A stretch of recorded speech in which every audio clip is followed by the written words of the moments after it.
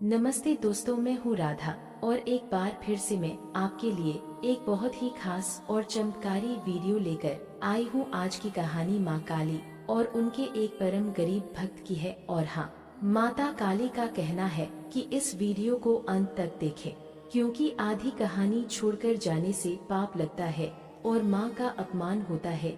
इसलिए अगर आप माँ का आशीर्वाद पाना चाहते हैं तो वीडियो को अंत तक जरूर देखें। तो आइए श्रद्धा के साथ शुरू करते हैं आज की यह अद्भुत कथा। बहुत समय पहले की बात है।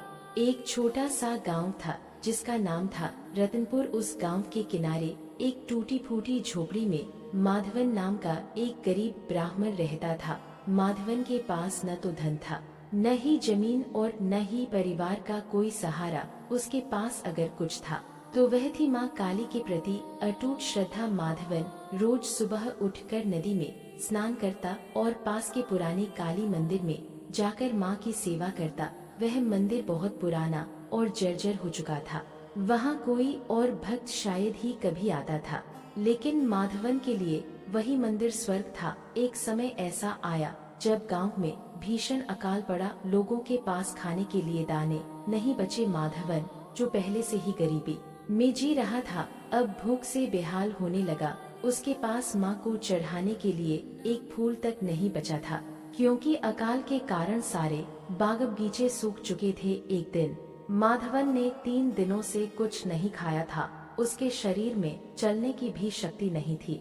फिर भी वह रेंगते हुए माँ काली की प्रतिमा के सामने पहुँचा। उसकी आंखों में आंसू थे, लेकिन जुबान पर कोई शिकायत नहीं थी। उसने माँ के चरणों में अपना सिर रखा और कहा, हे माँ, तू जगत जननी है, तू ही संहारिणी है और तू ही पालनहार है। आज मेरे पास तुझे देने के लिए न फल है न मिठाई, पर माँ, मेरी ये भूख अब मेरी भक्ति पर भारी पड़ रही है। अगर मेरी सांसें रुक भी जाए तो बस इतनी कृपा करना कि मेरा मन तेरे चरणों में ही लगा रहे। कहते हैं कि भगवान अपने भक्तों की परीक्षा जरूर लेते हैं। उसी रात मंदिर के बाहर एक भयानक तूफान आया। कड़कती बिजली और भारी बारिश के बीच एक बूढ़ी औरत मंदिर के द्वार पर आई। उसके कपड़े फटे हुए थे और वह भूख से कांप रही थी। माधवन ने जब उस वृद्धा को देखा तो उसे दया आ गई। उसे कहीं से एक पुराना सूखा हुआ टुकड़ा रोटी का मिला था, जिसे उसने अपने अगले दिन के लिए बचाकर रखा था। बिना एक पल सोचे माधवन ने वह रोटी उस वृद्धा को दे दी। उस वृद्धा ने रोटी खाई और मुस्कुराते हुए कहा, बेटा, तू खुद भूखा है, फिर तूने मुझे यह क्यों दिया? माधवन ने विनम्रता से जवाब दिया, माता, माँ काली ने सिखाया है कि भूखे को खिलाना ही उनकी सबसे बड़ी पूजा है। मेरी भूख तो माँ देख लेगी, पर आपका कष्ट मुझसे देखा नहीं गया। जैसे ही माधवन ने ये शब्द कहे, मंदिर में एक दिव्य प्रकाश फैल गया।